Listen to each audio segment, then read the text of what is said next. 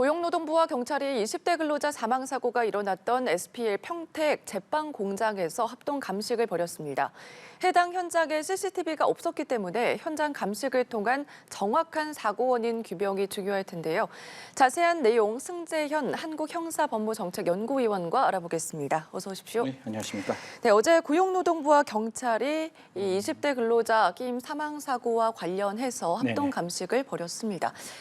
구체적인 관련 내용이 나왔습니까? 사실 먼저 사망하신 분의 명복을 먼저 빌고 유가족 여러분께 좀 이렇게 심심한 그 위로의 말씀을 먼저 전하도록 하겠습니다. 사실 후진국형인 이런 사고가 발생하면 안 되는 거잖아요. 맨날 저도 패널로 나와서 마음이 너무 답답하고 화나고 진짜 이렇게 울분을 참을 수 없는 게 언제까지 이런 사고를 우리가 이야기를 해야 할까? 사실 제가 매번 말씀드리지만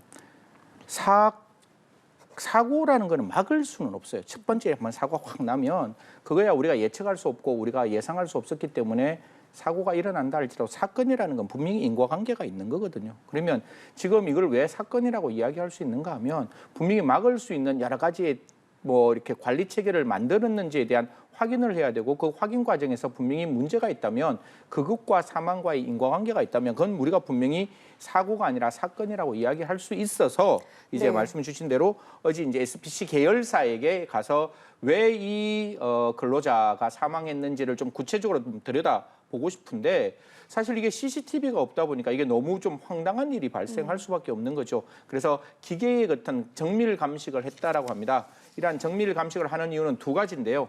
첫 번째는 우리가 중대재해처벌법이라는 게 있고 산업안전보건법이라는 게 있는데 산업안전보건법은 우리가 산업재해 예방을 위한 기준을 제대로 설치를 하고 있었느냐를 따지는 것이고 중대재해처벌법이라는 거는 두 가지를 살피는데 첫 번째 안전의무 이행에 관한 어떤 조치를 충분히 취했느냐 두 번째 안전보건 관리 체계를 확실히 갖추었느냐 그런 조치 책임을 묻는 거거든요. 그래서 둘 다 그래 어떤 그게 관련된 내용들이 있는지를 살피기 위해서 노동부와 경찰이 이 제빵 공장에 들어가서 시설에 대한 정밀 감식을 했다 이렇게 말씀드리겠습니다. 네, 말씀해 주신 것처럼 CCTV가 없었던 상황이기 때문에 정확한 사고 원인을 규명을 해야 될 텐데 이 사고 원인에 대해서는 국가수 정밀 감정을 해봐야 한다고 하더라고요. 그렇다면 언제쯤 할 수가 사실 이거는 그 상황과 여건에 따라서 달라질 수밖에 없는 것이고 저는 국가수에서도 저는 그렇게 생각합니다. 한 명의 생명이라는 것은 전 지구상의 어떠한 가치와 어떠한 이념보다 높고 또 국민의 생명이 빼앗긴 사건의 무덤덤한 정부는 저는 사실상 존재의의가 없다라고 생각하거든요. 그러면 그 정부기관 중에 하나인 국가수에서도 분명히 억울한 죽음이 있었다면 밝히는 게 최고의 목적이라고 생각한다면 최대한 빨리 할 것이고 그건 믿어 의심치 않고 보통은 한 2주 정도 걸린다고 하니까요. 제가 아까 말씀드렸다시피 이러한 산업재해 예방을 위한 조치를 했느냐 안 했느냐 그걸 좀 확인하기 위해서 CCTV가 없기 때문에 기자재에 대한 정밀 감식 한 2주 정도 시간이 걸릴 것이다라는 말씀드리겠습니다. 네, 앞서서 중대재해처벌법에 대해서도 살짝 언급을 해주셨는데 이 공장에 있는 교반기 중에 대부분이 끼임 사고 막는 장치가 설치가 되어 있지 않다고 합니다. 그렇기 때문에 고용노동부 측에서는 작업 중지 명령을 내렸고요. 중대재해처벌법 위반 여부도 검토 중인 것으로 알려져 있는데 위반 여부 어떻게 보시는지 궁금하고요. 또 어떤 게 쟁점이 될까요? 사실 이럴 때 시청자 여러분께 너무 죄송스러운 게 저희들이 기록을 다 본다든가 아니면 수사가 좀 이렇게 되는 과정을 좀 이렇게 바깥에 외부에 알려주면 좋은데 사실 수사 과정이라는 걸 전혀 저희들이 알아볼 수도 없을 뿐만 아니라 지금 사건 기록을 하나하나 이렇게 떠들어 볼 수 없는 상황이기 때문에 좀 두리뭉실하게 말씀드릴 수밖에 없는 점 좀 이해를 먼저 부탁하고 양해를 구하도록 하겠습니다. 방금 말씀 주신 대로 이렇게 보통 어떤 기계가 있으면 손이 탁 이렇게 들어가면 어떤 느낌이 드는가? 이게 이물질이 들어왔네 이러면 탁 서도록 만들어야 되잖아요. 우리가 지하철 탔을 때 끼임이 딱 발생하면 어떻게 되죠? 그 끼임이 다시 열리고 지하철 안에 문이 다시 열려서 사람이 충분히 이렇게 빠져나갈 수 있는 그 공간과 시간을 확보해 주는데 분명히 사람이 일하다 보면 끼임 사고 이게 있을 수 있는 가능성이 있다면 그 가능성을 막을 수 있는 게 끼임 방지를 하기 위한 스탑 장치인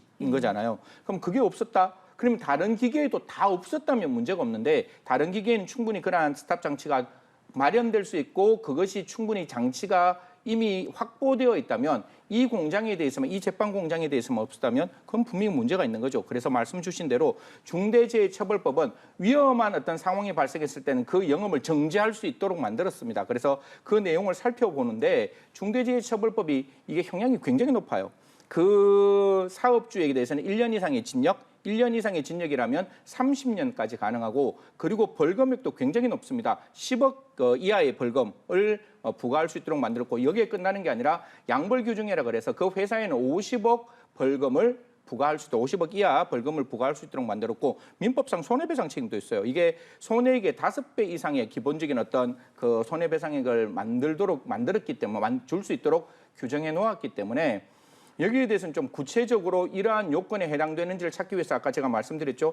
한 명의 사람이 사망하면 일단 요건이 허용돼요. 중대재해처벌법은 그 노동자와 근로자가 한 명 사망하면 중대재해로 처벌하는데 제가 아까 말씀드렸다시피 과연 안전보건 관리 체계를 제대로 이행했느냐, 네. 그런 조치를 이행했느냐, 아니면 의무 이행에 필요한 조치를 이행했느냐 이걸 좀 살펴보는 거니까요. 요 두 가지 조치 의무가 있었다면 그건 면책될 수 있는 가능성이 열려 있겠지만 조치 의무가 조금이라도 미흡했다면 제가 아까 말씀드렸던 한 명의 억울한 우리 근로자의 생명이 빼앗긴 사건에 대해서 아까 제가 말씀드린 그 많은 어떤 형량과 그 많은 손해배상액이 충분히 부과될 수 있는 상황이다라는 말씀까지 드리도록 하겠습니다. 네. 우선 노동부와 경찰 쪽에서는 SPL 대표 그리고 공장 관계자 한 명을 각각 입건을 했습니다. 그런데 SPC 허영인 회장 같은 경우는 중대재해처벌법에 속하지 않다 이렇게 본 거예요. 그 이유도 궁금하거든요. 저희들이 참 이게 저도 어제 이 일 때문에 주위에 많은 어떤 중대재해처벌에 관련된 전문가들이라고 많은 변호사들 각 유명한 로펌에 있는 분들하고 좀 오랫동안 이야기를 많이 나누었는데 사실 중대재해처벌법이 시행된 지가 1년 정도가 되는 거기 때문에 네. 아직 판례가 나오지를 않았습니다. 판례가 나오지 않아서 사실 이게 지금 제빵 공장의 위에 있는 게 SPC라는 기업이고 그 기업 밑에 산하 어떻게 보면 밑에 있는 기업으로 SPL이라 그래서 지금 이제 제빵 회사가 이제 제빵 그 공장에서 문제가 발생했는데 우리가 법에 어떻게 되어 있는가 하면 경영 책임자가 이러한 어떤 중대재해처벌법의 대상자가 되는데 경영 책임자를 사업을 대표하고 사업을 총괄하는 사람으로 되어 있어요.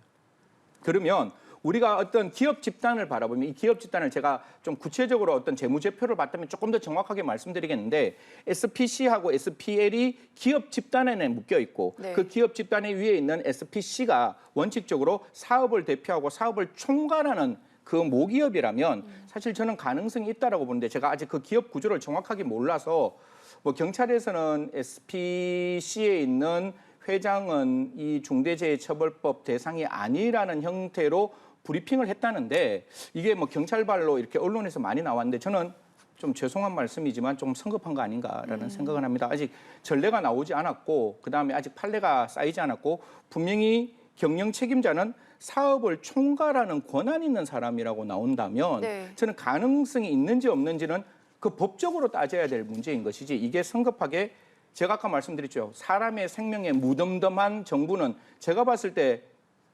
국민들로부터 신뢰가 빼앗길 수밖에 없는 상황이 될 수밖에 없는 거예요. 그러니까 저는 다른 사건은 몰라도 제가 맨날 이렇게 언론에 나와서 사람의 생명이 빼앗긴 사건은 진짜 신중해야 되거든요.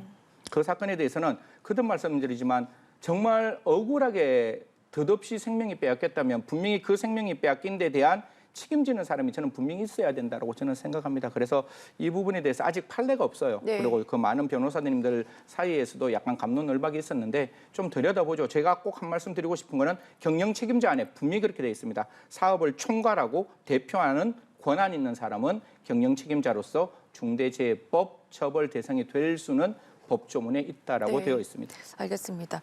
이 사망사고, 끼임 사망사고가 발생하기 이전에 일주일 전에도 손끼임 사고가 네. 있었고요. 그리고 또 다른 공장에서 손끼임 사고가 발생을 했거든요. 8일 만에 발생을 한 거잖아요.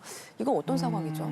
사실 우리가 어떤 이야기를 해요. 제가 앵커하고 막 이야기하면서 정부가 이렇게 할 겁니다. 우리는 이렇게 실천할 겁니다. 반드시 국민 여러분 이 정책에 대해서 국민 여러분의 생명과 안전은 반드시 지켜질 수 있습니다라고 이야기를 했는데 그게 소리 없는 아우성이면 안 되잖아요. 그런 이야기를 했으면 그 이야기에 걸만한 행동과 실천이 있어야 된다라는 거죠. 물론 뭐 사과를 하고 난 다음에 그 다음 그 얼마 되지 않아 또 이런 어떤 손잘림이라 그러죠. 손끼임 사고가 발생했다는 것을 예측하지 못했다라고 볼 수는 있겠지만 제가 봤을 때 그 검수 작업을 하는 손가락 그 끼임 절단 사고가 일어났는 거는 분명히 또 하나의 인재일 수도 있고 네. 분명히 그렇게 내가 다시는 이런 일이 발생하지 않겠다고 회장께서 말하고 난 다음에 이런 일이 발생했다면 저는 좀 말과 행동이 같아지는 기업의 모습 이게 사실 기업도 중요해요. 중대재해처벌법이 기업에 굉장히 옥죄는 법은 맞아요. 하지만 그 법이 국민의 생명을 지킬 수 있다면 저는 그 법도 반드시 필요하다라고 이야기하고 싶은 사람 중에 하나이기 때문에 이런 어떤 회장께서 말씀하고 난 다음에는 좀 엄혹하게 기업 전반에 대해서 이러한 어떤 안전사고가 발생하지 않도록 더욱더 각별히 조심해라. 이게 우리 기업의 사운이다. 이렇게 이야기해서 행동으로 좀 보일 수 있는 네. 이게 특정 기업, 지금 SPC의 문제가 아니라 앞으로 발생할 수 있는 모든 제조업 공장들에게 말씀드리고 싶은 게 좀 노동자와 근로자의 생명이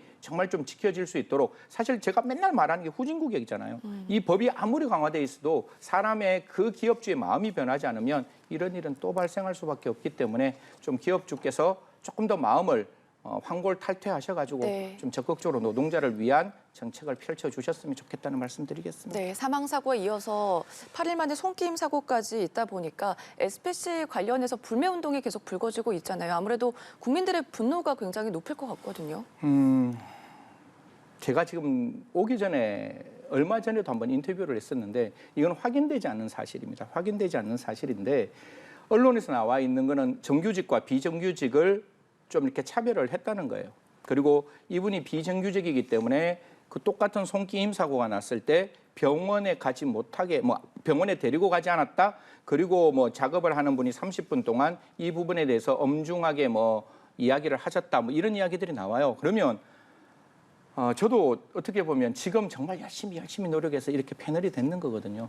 그러면 정규직과 비정규직 사고 나는데 사람에 따라서 사고가 달리 나는 게 아니잖아요. 정규직도 사고 날 수 있고 비정규직도 사고 날 수 있으면 보통 우리가 인권이라고 말을 하잖아요. 인권이라는 게 정치권에서는 달리 해석할 수 있지만 우리 법치의 세상에서는 딱 한 가지입니다. 인간다운 삶을 보장해 주는 게 인권이란 말이에요. 그러면 그런 어떤 사고에서 그 비정규직이 사고 났을 때 더 위해주고 더 보담아주고 더 잘 이렇게 회복될 수 있도록 도왔어야 되는데 그런 부분이 조금 모자라지 않았느냐라는 것 때문에 사망사고, 끼임사고, 절단사고가 이렇게 뭉쳐졌을 때 사고도 늦고 이런 어떤 또 다른 부적절한 행동이 있다는 것 때문에 불매운동이 일어나는데 저는 불매운동 국민들의 선한 정의라고 생각합니다. 네. 그런데 한 가지 꼭 말씀드리고 싶은 거는 결국 이 프랜차이즈 산업에서는 프랜차이즈 기업은 절대로 손해나지 않습니다. 그런데 그 프랜차이즈를 받고 있는 특정 그 빵을 팔고 있는 가게는 서민들이에요.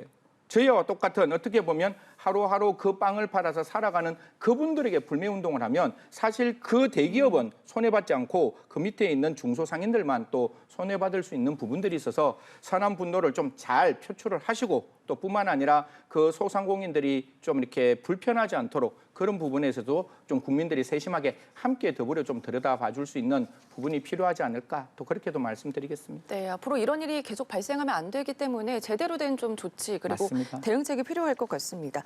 다음 내용도 짚어보겠습니다. 최근 사업 종료를 이제 선언을 하고 직원들에게 해고를 통보한 푸르밀.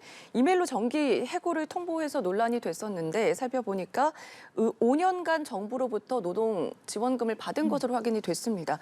이거는 우선 어떻게 봐야 할지도 궁금하고요. 이와 관련해서 지금 노사가 처음으로 대화를 했잖아요. 해결책이 나올 거다 이렇게 보세요? 저 4억 이상 돈 받았는데 제가 마음에 굉장히 이런 느낌이 왜 들었는가 하면 이게 청년 지원금인 거예요. 네.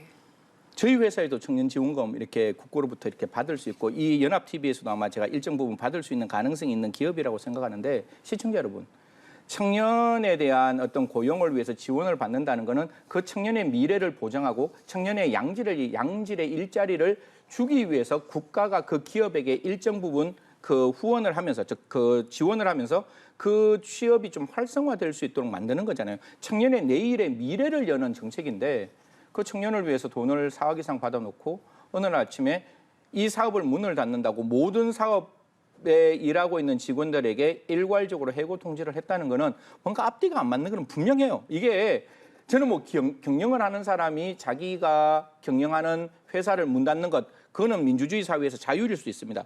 그 자유라 할지라도 그것이 합리적이고 그게 절차에 맞게끔 해야지. 오늘 내가 취업하고 있는데 한 달 후에 내가 2달 후에 해고되면 내가 어디를 갈지, 내가 어떻게 다음 미래를 만들지 모를 수 있는 거잖아요.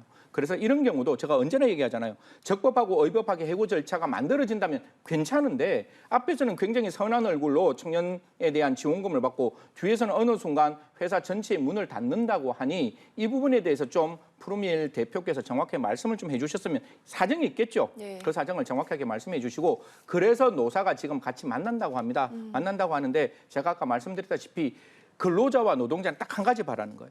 내가 다음 직장으로 갈 수 있는 시간적 여유가 있어야 되고 그 여유 동안 나의 처자식이 먹고 사는데 아무런 지장이 없는 그런 어떤 지원 대책이 만들어질 때 노동자의 삶은 보장되는 거거든요. 그러면 그 삶을 우리 푸르밀이 어떻게 가져갈 것이냐. 만약에 푸르밀이 못 가져간다면, 이 푸르밀에 문제가 있다면 정부는 어떻게 푸르밀에 대해서 적법하고 의법한 조치를 취함과 동시에 그 고용자가 되었던 노동자들에게 그 다음의 미래의 삶을 어떻게 함께 지고 갈 것인지에 대한 고민을 함께 해주시는 게 저는 필요하다고 봅니다.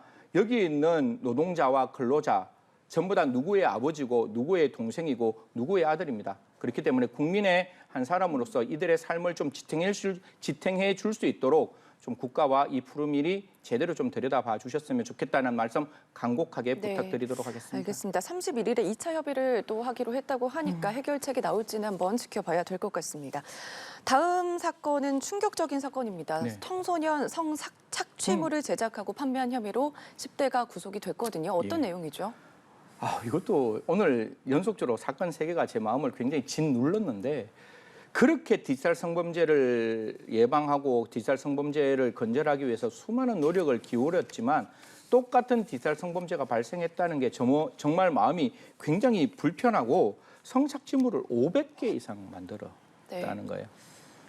제가 옛날에 과거에 성폭력 범죄를 굉장히 제가 강력하게 처벌해야 된다는 게 어떤 점에서 처벌하게 만드는가 하면, 성적 자기 결정의 자유가 제3자로부터 전혀 원치 않게 그게 폭행과 협박에 의해서 빼앗겼다는 거거든요. 그런데 성착취물을 만드는 이유가 그 뒤에 보면 이걸 판매가 1,630만 원을 벌었다는 거예요. 그러면 성착취물 자체가 성적 자기 결정의 자유를 침해했어요. 그러면 그 피해자의 마음은 진짜 하늘이 무너질 거 아니에요. 네. 그 무너진 그 착취물을 제3자의 성적 유해의 대상으로 팔아먹었다는 거잖아요.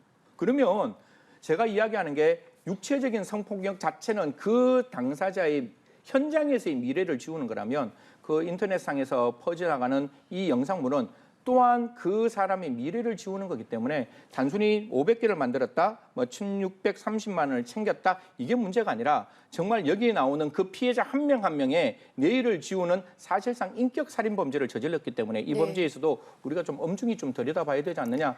조주빈 43년 받고 플러스 알파 받거든요. 네. 여기에도 똑같은 엄중한 처벌이 필요하지 않을까, 그렇게 말씀드리겠습니다. 네, 말씀해 주신 것처럼 보니까 조사 결과 조주빈과 메시지를 주고받은 정황도 포착이 됐습니다. 조사를 더 해봐야지 알 수가 있겠지만 이 N번방 사건과도 연관이 되어 있다, 이렇게 볼 수가 있을까요? 사실 조주빈과 메시지를 주고받았다는 게 아직 언론에서만 나와 있는 부분인데, 정말로 확인해서 정말 조주빈과 그러한 연락을 받았고 조주빈이 생각하고 있던 그 사업 구상대로 악질적이게 똑같은 이 사업을 만들었다면, 저는 아까 말씀드렸다시피 굉장히 엄중하게 처벌해야 할 뿐만 아니라, 사실 제가 거듭 말씀드리지만 우리가 이렇게 오프라인의 범죄가, 시청자 여러분, 이거 오프라인에 이렇게 범죄가 있으면 우리가 이렇게 바라보면 이게 살인 범죄인지 알 수 있어요. 또 이렇게 바라보면 이게 절도 범죄인지 알 수 있는데, 온라인에서 이루어지는 범죄는 그게 들어가지 않으면 모르는 거예요. 잠입 수사를 안 하면 현재 그 온라인 안에서 어떠한 범죄가 일어나는지를 모르기 때문에 우리가 그냥 있는 일상생활에서는 잠복 수사라는 게 가능하잖아요.